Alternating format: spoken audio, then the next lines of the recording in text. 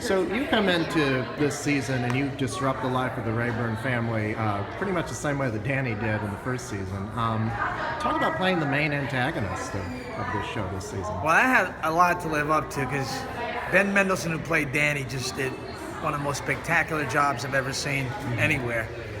You know, it shows you that this is the golden age of cable TV and streaming. I mean, it's just the beautiful writing, the beautiful acting, the directing.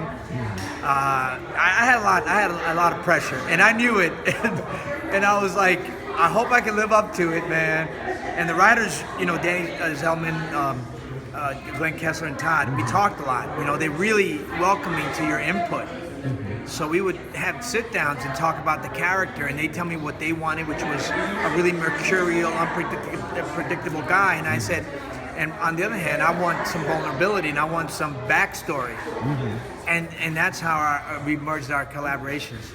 Yeah, it's fascinating in those moments where you get some insight into your background and your life with Danny, you know, your criminal and past. The flashbacks, Yeah. I mean, those are really fascinating. What's interesting, too, I think it's in the 5th episode, when you finally decide to disrupt the Rayburn family and you're talking to Andrea Riceborough about, you know, what right do they have to not live up to their, you know, your character has a moral compass, wouldn't you say?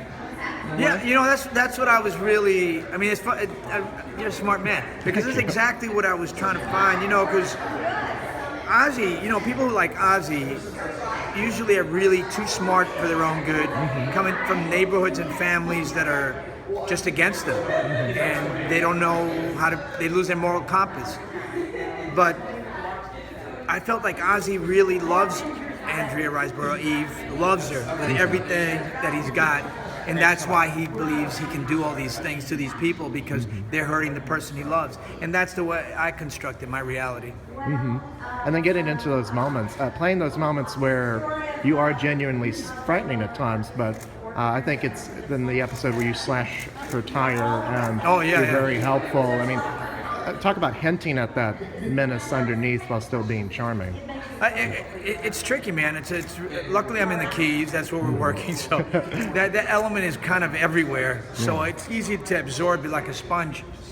But I am trying to balance that out between that I want to hurt them because they've hurt me and my family. But at the same time, I don't want them, like, they're like prey, you know, and I have to, like, not scare them away. I can't spook them or let them see my hand. So that's kind of like the juggling job I have to do with my character. Right. Well, thank you so much. Thank you.